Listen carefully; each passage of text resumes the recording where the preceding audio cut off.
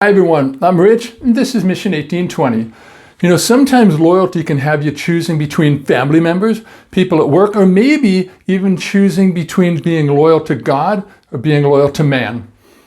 Choosing who to be loyal to happens to all of us at some time in our life because loyalty is one of life's most costly qualities and it's the most selfless part of love. So in this week's Characters of the Bible, we're going to look into the life of Jonathan, who is an example of what loyalty looks like as he was sometimes forced to deal with conflicting loyalties between his father Saul and his best friend David. So if you're ready to see what loyalty really looks like, then let's dive right in to the life of Jonathan.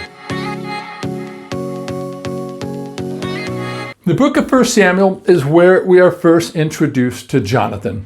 Scripture describes him as a military leader, a commander of 1,000 men when he attacked the Philistine garrison at Geba, which resulted in the swift retaliation by the Philistines. Eventually, they subdued and humiliated the Israelites.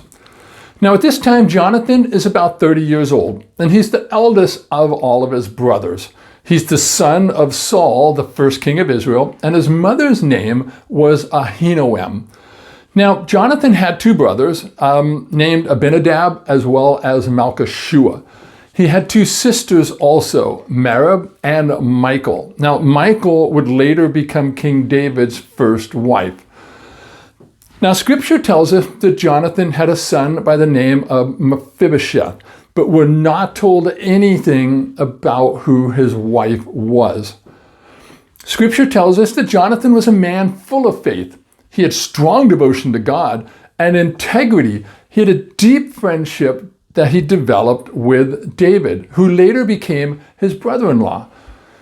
In 1 Samuel chapter 18, verses 6 through 9, we're told that Jonathan loved David as he loved himself, and that he made a covenant with him, which exemplified his true friendship. Jonathan's friendship was so deep and strong that when people began to reject his own father Saul as king, they began to celebrate David instead.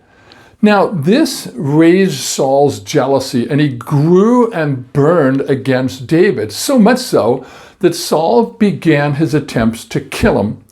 But this is where Jonathan steps up and protects David from his father's murderous intentions so that David could flee. This, even though David's death could have meant that Jonathan would be the sole heir to the throne himself.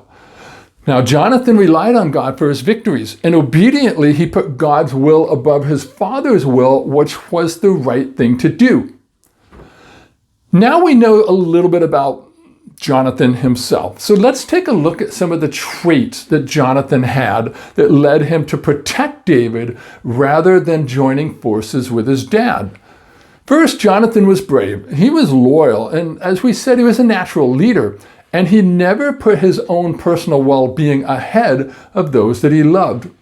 Second, Jonathan realized that the source of truth was God, who demanded his ultimate loyalty, and it was his relationship with God that gave Jonathan the ability to deal effectively with the complicated situations that were in his life.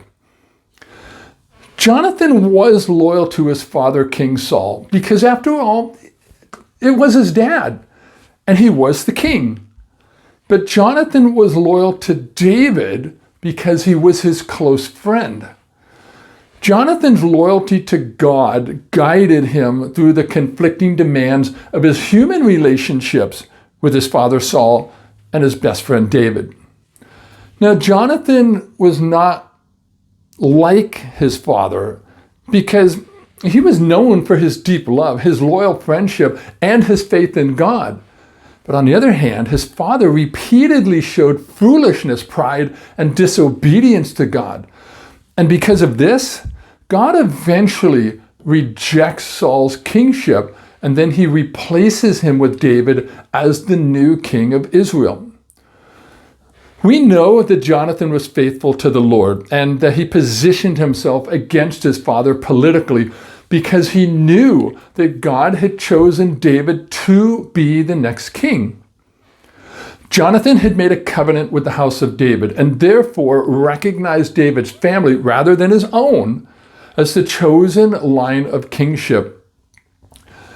Jonathan and his dad were obviously not on good terms because he actually desired that the Lord take vengeance on David's enemies and Saul.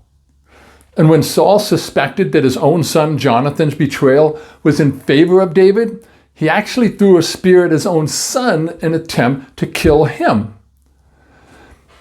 Jonathan's story is important because it gives us that great example of why it is right to obey God instead of man, regardless of who it is.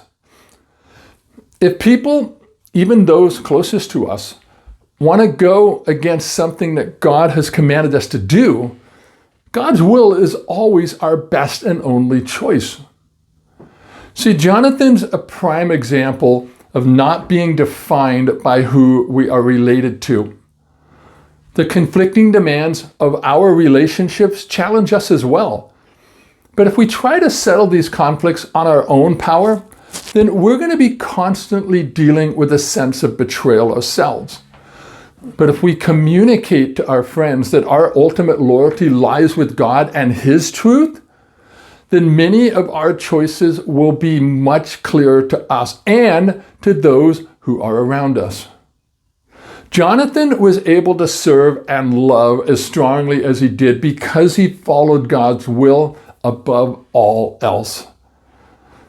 In the final act of loyalty towards his father, Jonathan's life came to a tragic close at Mount Gilboa when he, his father Saul, and two of his brothers were killed by the Philistines. Jonathan's legacy is one of faithfulness, courage, and selfless friendship. His life serves as a testament to the virtues of loyalty and integrity, even in the face of personal loss.